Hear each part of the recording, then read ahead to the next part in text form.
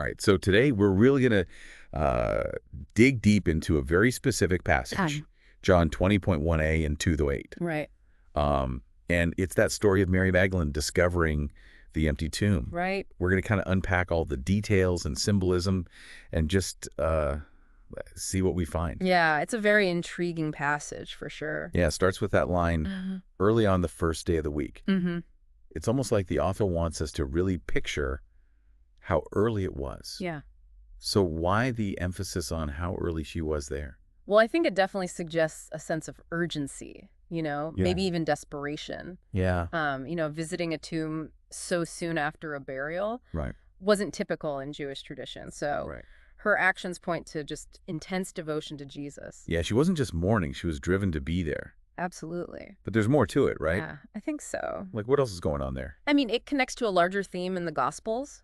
Women as the first witnesses to the resurrection. Yeah. You think about the social context of first century Palestine. Right. Women's testimony wasn't always valued as highly as men's. Right. Yet it's women who are the first to encounter the risen Christ. Yeah, that's a good point. It's a powerful statement. It really is. It makes you re-examine those societal norms and how this story challenges them. Yeah. And there's that detail of the stone being rolled away. Yeah. I mean, that must have been a shock for her. Absolutely. Finding the tomb open would have been deeply unsettling. Yeah.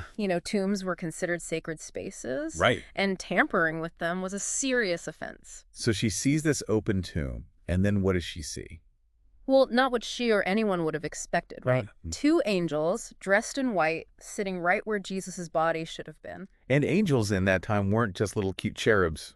Right. On Christmas cards. They were seen as messengers of the divine, beings of immense power, often inspiring both awe and terror. Right. Imagine yourself in Mary's shoes. Right. You stumble upon this tomb, and suddenly you're confronted by these radiant figures. Right. It must have been an overwhelming experience. And their first reaction is to ask her, why are you weeping? It seems like such a simple question. But it speaks volumes, right? It does, yeah. I mean, it reveals that they know her grief isn't just general sadness. Right. But it's specifically tied to Jesus. Right. And it challenges her assumptions. Yeah. They aren't surprised to see her weeping. Right. Almost like they expect it. Like a hint that something's up. Right, exactly. And her response is so raw. They have taken away my Lord, and I do not know where they have laid him. She's just heartbroken and assuming the worst. Yeah, and it's interesting that she immediately jumps to the conclusion that the body has been stolen. Yeah. What does this tell us about the social and political climate of the time? Yeah. Was grave robbing a common occurrence, or was she just projecting her own fears? I mean, maybe a bit of both, right? Right, it's hard to say. The passage doesn't explicitly say, but it definitely adds another layer to the story. Definitely. And then the big twist, she turns around and sees Jesus. Yeah. But she doesn't recognize him. Right. Could it be that grief literally clouded her vision?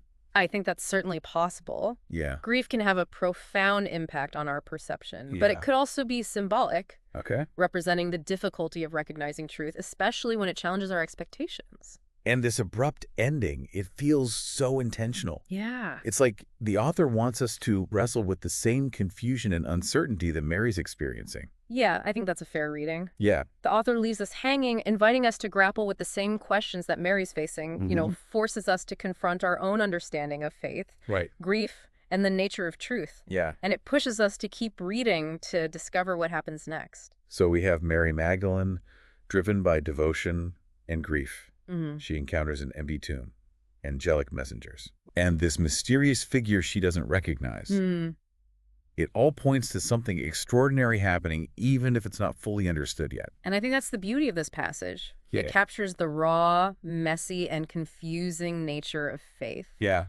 It reminds us that recognizing truth isn't always easy, Right. but it's a journey worth taking. It really is. It leaves us with a lot to ponder. Absolutely. I mean, if we connect this to the bigger picture, Yeah. what might this be saying about our own ability to see what's truly in front of us? Right. Are we too quick to make assumptions? Or are we open to encountering the unexpected, Yeah. even if it challenges our preconceived notions? That's the question. That's the question. Yeah. Thanks for joining us on this deep dive. Of course, anytime. See you next time. Sounds good.